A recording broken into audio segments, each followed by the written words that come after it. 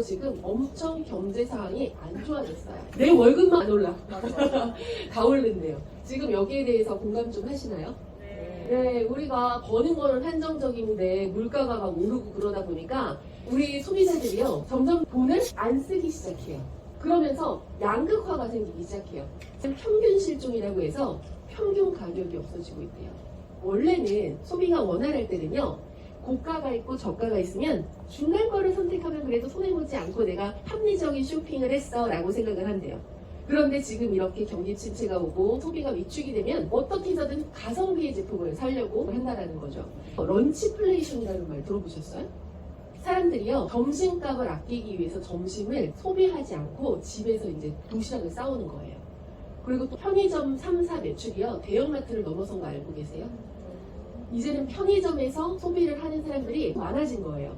어떻게 하면 알뜰 소비를 할 수 있을까를 사람들이 고민을 하기 시작하면서 요즘에 또 뭐 아파트라든지 오피스텔에 커뮤니티를 하나 만들어가지고 이런 글이 올라와요. 오늘 중국 음식 시켜 드실 분. 그러면 오늘 시킬 사람들이 다 같이 모여가지고 한 번에 음식을 시키고 배달비는 한 번 내는 거예요. 짠테크라는 얘기를 하더라고요. 그러면서 무지출 챌린지라는 것도 생겼어요. 아예 오늘 하루 한 푼도 쓰지 않았다는 것을 SNS로 인증하는 것이 요즘 또 젊은 세대들한테 유행하기 시작한 거예요. 또 스몰 럭셔리 들어보셨어요? 이렇게 편의점에서 도시락 사 먹고 최대한 소비를 아낀 다음에 신라 호텔 가서 망고비수 6만 원짜리 사 먹는 거예요. 내가 평상시에 좀 아끼고 모은 돈으로 그걸로 가서 이제 하루만큼은 호화스럽고 럭셔리하게 이렇게 나의 삶을 조금 충족시키는 거죠. 자, 그러면서 엔데믹, 이 풍토병으로 언제든지 걸릴 수 있는 그런 감염으로 이제 취급을 하게 되면서 마스크를 외부에서는 이제 벗게 됐죠. 이런 제한이 좀 풀리기 시작하면서 도복 소비를 또 하기 시작했대요. 내가 너무 위축되어 있었고 제한되어 있었던 그 답답한 마음을 풀고자 오프라인으로 나오기 시작한 거예요. 오프라인이 활성화가 되면서 잘 되는 데는 잘 되고요. 안 되는 데는 안 되기 시작했어요. 어디가 안 되기 시작했냐면 배달업체들. 지금은요 중국 시장에 오토바이가 그렇게 많이 나와요. 위로 올라가는 시장들이 뭐가 있냐면 영화관이 갑자기 되기 시작해요. 범죄의 도시 2가 엄청 인기였잖아요. 또 패션 시장, 아우터들이 많이 팔리기 시작하고 또 립스틱이나 색조 화장품이 갑자기 이렇게 많이 팔리기 시작하는 거예요. 리치 향수는요 샘플 향수를 팔아요. 소분한다라고 얘기를 하죠. 물 같은 경우에도요 완전 한입 사이즈의 요만한 물 많이 팔리기 시작했어요. 소비 심리가 유축이 되면서 B급 상품이 많이 팔리기 시작해요. 왜 반품됐거나 아주 미세한 결점 때문에 이렇게 판매하지 못하는 것들을 가격을 많이 다운시켜서 판매하는 B급 상품을 많이 사기 시작했고요. 못난이 과일이 팔리기 시작해요. 외형적으로는 못생겨가지고 상품성이 떨어지지만 사실 맛이라든지 영양분은 그대로 있기 때문에 사람들이 못난이 과일을 선택을 하기 시작하고요. 또 당근마켓에 이 공구 섹션이 만들어졌어요. 산지에서 직접 배송받으면 한 박스로 나오잖아요. 다 소진을 못하니까 또 그걸 나누는 거예요. 동네 사람들끼리 나눠서 사는 소비 문화가 형성이 되게 돼요. 그러면서 타이니 럭셔리라는 말도 붙이기 시작했어요. 이게 뭔지 아세요? 중고거래 사이트를 보시면 샤넬 단추 팔아요, 루이비통 단추 팔아요 이런 거 보신 적 있으세요? 샤넬 자체를 사기 너무 비싸. 그러니까 샤넬의 이 부속품인 단추를 사서 그 단추로 내가 귀고리를 만들고 목고리를 만들어서 또 다른 또 나만의 그런 가치를 만들어내게 되는 거예요. 그래서 타이니 럭셔리라는 말이 이제 유행을 하게 돼요. 소비의 패턴들이 다각화되고 있어요. 근데 그것을 이끄는 세대들이 있습니다. 이러한 유행을 만들고 나도 그렇게 해볼까? 라고 만드는 세대들이 누군지 아세요? 돈은 별로 없는 세대인데 본인들의 정보 파급력이 매우 높아서 매우 우리가 알아봐야 되는 그 세대들, MZ세대들입니다. MZ세대들은 뭐만 하면 사진 찍어가지고 SNS에 올리고 알리고 하잖아요. 그리고 서칭 능력이 뛰어나요. 다 내가 알아보고 비교해요. 그래서 배송비가 있냐 없냐에 따라서 구매 결정도 달라지고 MZ세대들의 소비 패턴을 캐슈머라고 얘기를 하더라고요. 마치 고양이 같대요. 나만의 기준과 취향이 중요하다는 거예요. 디테일한 맞춤형 서비스가 제공이 되었을 때 옮겨갑니다. 그리고 밤이고 낮이고 24시간 365일 그냥 오픈이 되어 있다고 보면 됩니다. 그런데 이런 거 있죠. 저희 그때는 운영시간 아니라서요. 9시에서 6시간 사이에 상담이 가능합니다. 이런 거는 정말 옛날에 맞는 그런 응대이지 요즘에는 어떻게 해서든지 24시간 본인이 원하는 타이밍에 언제든지 욕구를 해소할 수 있는 그런 다각화된 채널이 확보가 되어 있어야 된다는 거죠. 미닝아웃이 요즘 트렌드예요. 미닝아웃이 뭐냐면 본인의 가치와 신념을 전달하는 소비 행위예요. 내가 어떠한 가치를 가지고 있는지에 따라서 소비가 결정되는데 그래서 기업에서 요즘에 어떻게 하면 우리의 가치관을 소비자와 함께 나눌 것인가 당신이 구매를 하면 이 구매를 통해서 얼마나 좋은 영향력이 행사될 것인가 그런 것들을 알리는 거예요. 그래서 코카콜라에서 2025년까지 우리는 다 재활용이 가능한 페트병을 생산하겠다라고 오픈을 해요. 그랬는데 미국의 한 환경단체에 고소고발을 당합니다. 왠지 아세요? 플라스틱을 사용하고 나서 반납을 하면 보증금을 돌려주는 것을 법적으로 아예 지정을 하자라고 이제 주장을 하고 있었는데 거기에 반대하는 게 바로 코카콜라였던 거예요.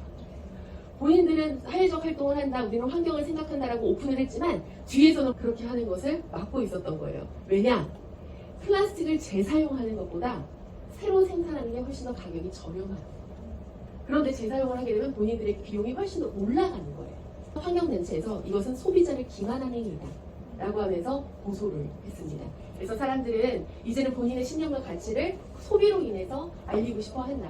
패킹 같은 경우에도 비닐 포장 너무 많이 되어 있고 그러면 사람들이 오히려 구매 결정을 안 하려는 이유가 되기도 하잖아요. 그러면서 기업들이 사람들의 소비는 위축되고 그럼 우리는 어떻게 판매를 할 것인가? 슈링크플레이션이라고 해서 슈링크 뭐예요? 우리 레이저 슈링크 있잖아요. 그 슈링크 뭐 하는 거죠? 축소하는 거죠. 바로 축소하는 전략을 세우기 시작합니다. 가격은 똑같이 하되 사이즈를 줄이는 거예요. 배터리가 이제 7월달에 난리가 난 적이 있었어요. 뭐냐면 같은 것인데 용기를 바꿨어요. 용량이 확 줄은 거죠. 안에도 이렇게 움푹 파이고 옆에도 움푹 파여서 실질적으로 용량을 줄은 거예요.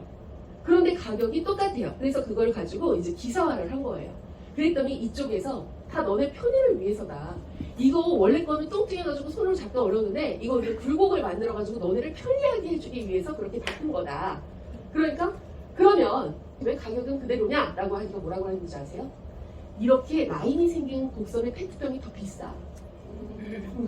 그래서 가격은 똑같아야 돼. 라고 주장을 합니다. 그러니까 또 사람들이 납득을 해요. 네. 왜냐면 소비자들은요 가격에만 예민해요. 그래서 이런 전략으로 세일즈 방식을 바꾸기 시작했어요. 가격을 올리면 안 사니까 가격은 동등하게 하되 안에 있는 이제 세부 프로그램을 좀 변경한다든지 뭐 살짝 스킵을 한다든지 이러한 방식으로 바꾸기 시작했어요. 일반적으로 경제학에서 가격이 오르면 소비는 줄어들고 가격이 낮아지면 소비가 늘어나는 게 그게 일반적인 거죠. 그런데 일반적이지 않은 재화가 있습니다. 바로 명품인데요. 왜 우리가 소비재를 두 가지로 크게 나눈다면 물적재와 위치재라고 나눠지게 돼요. 물적재는 뭐냐면 TV, 가전제품이라든지 휴대폰 뭐 이런 것들이에요. 이런 것들은 가격이 낮아지면 사람들이 많이 사요. 그런데 이 위치재 같은 경우에는 명품인데요. 가격이 낮아지면 오히려 사람들이 그 가치를 느끼지 못합니다. 오히려 가격을 높을수록 사람들이 더 많이 사고 싶어 해요. 그게 바로 위치재 특징인데 요즘같이 이렇게 소비가 위축되는 시기에는 명품 서비스라든지 명품의 전략들을 사용을 해야 그나마 소비자들이 구매를 한다 이거예요. 이 사람들은요 흔한 거는 별로 원하지 않아요. 희소성의 가치로 흔하지 않았을 때 훨씬 더 소비하고 싶어 한다는 거죠. 아무나 하는 게 아니요 라고 했을 때 더 비싼 돈 주고 살 가치가 있다라고 느낀다는 거죠. 아무나 다 하는 것은 가성비 전략으로 가야 돼요.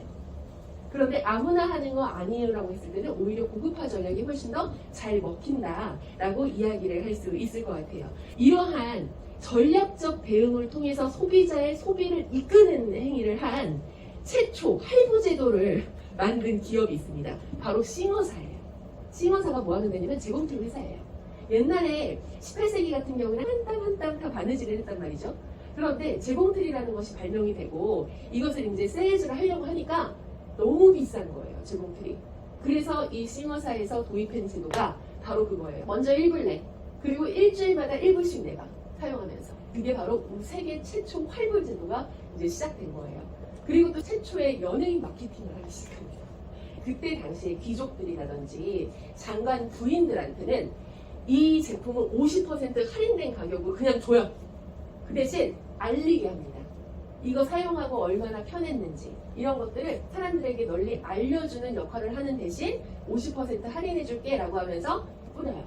사람들이요, 그 사람들을 선망하고 또 그 사람들을 따라하고 싶어하는 그 효과가 발생이 되게 되면서 나도 저거 살래, 나도 저거 살래 하기 시작해요. 사람들이 점점 비싸도 좋아, 비싸도 괜찮아, 나도 필요해 하게 되면서 전 세계의 시장의 90%를 점유합니다. 이러한 사례들을 보면서 사람들은 소비 트렌드를 따라가려고 하는 거구나.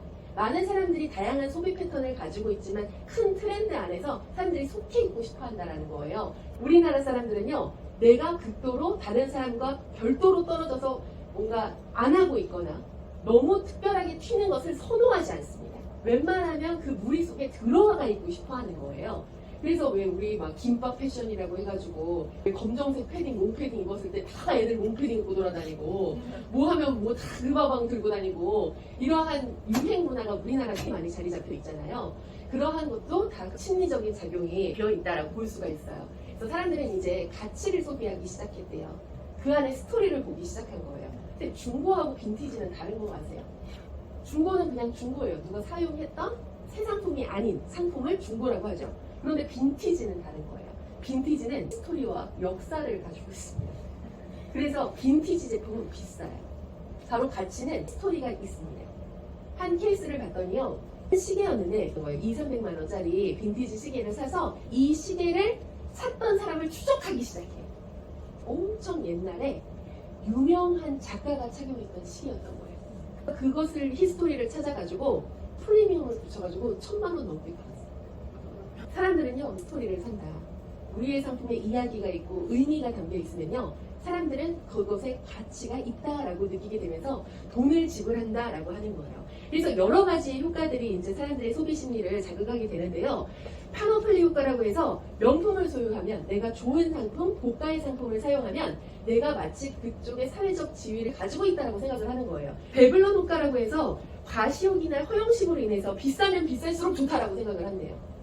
그러니까 비싸고 비쌀수록 프리미엄을 붙일수록 사람들이 못 사서 안달이 되는 거예요. 그래서 점점 샤넬 이런 데에서 가격을 엄청 펌핑하기 시작했죠. 그리고 나서 거기에서 내건 홍보가 이런 거였어요. 오늘 아니면 이 가격에 못 사요. 오늘까지만이야. 우리 내일부터 30% 올릴 거야. 이것을 오히려 대외적으로 홍보를 합니다. 왜 우리가 상품의 가격을 올릴 때 혹은 쉬쉬해야 돼 이런 생각을 갖고 있지만 오히려 오픈하면서 사람들의 소비 심리가 훨씬 올라가는 거예요. 그래서 소비는요, 사회적인 행위이다. 나의 욕망을 드러내는 행위이다. 단순히 소비는 그냥 의식주를 해결하기 위해서 소비를 하는 것이 아니라 이제 소비는요, 좀 다른 의미를 가지고 있다는 거예요. 소비 행위로 인해서 나의 욕망을 채우고 그 다음에 사회적인 활동을 할 수가 있다는 거죠. 또 소비 행위로 인해서요, 본인들의 가치를 전달할 수 있게 되었어요. 우리가 이제 소비라는 것들이 이제 집단으로 형성하기 시작하면서요, 불매운동이라든지 혹은 우리나라 상품들만 산다는 그런 뭐 애국 소비라든지 본인들의 가치관과 이런 것들을 전달하는 정치적인 개념까지 넓게 된 거죠. 그래서 착한 일을 한 곳에 돈줄을 내는 사례들이 많아지기 시작했죠. 얼마 전에 울산에 산불 크게 났을 때 한 중국집에서요, 산불 활동하는 자원봉사자분들, 소방관분들, 이재민분들, 이분들은 우리 짬뽕을 주문하시고 후불 결제로 체크해 주세요. 이재민들한테 무료 짬뽕을 나눠준 거예요. 그 소식이 소비자들한테 전달되자 이런 곳은 잘 돼야 된다 라고 하면서 다 몰려가지고 여기에다가 다 결제를 해요. 그리고 주소지를 입력하지 않는 거예요. 후원이 된 거죠. 사장님이 또 선한 영향력을 행사한다고 중국집 외 손님들 해가지고 기부를 합니다. 그래가지고 이 중국집은 막 대통령도 다녀가고 지금 엄청 잘 되고 있습니다. 미끼는 낚시꾼의 입맛이 아니라 물고기의 입맛에 맞는 겁니다. 그래서 내가 선호하고 내가 원하는 방식으로의 서비스는 이제 더 이상 고객을 데리고 올 수가 없어요. 고객이 원하는 방식이 무엇인지, 고객이 뭘 필요로 하는지, 고객이 어느 것을 따라가고 싶어 하는지, 대다수의 사람들이 어떻게 움직이는지를 좀 통찰하고 그것에 따라서 우리가 서비스를 개발한다면 보다 좋은 서비스를 만들 수 있지 않을까라는 마음에서 이러한 교육을 진행했습니다. 감사합니다.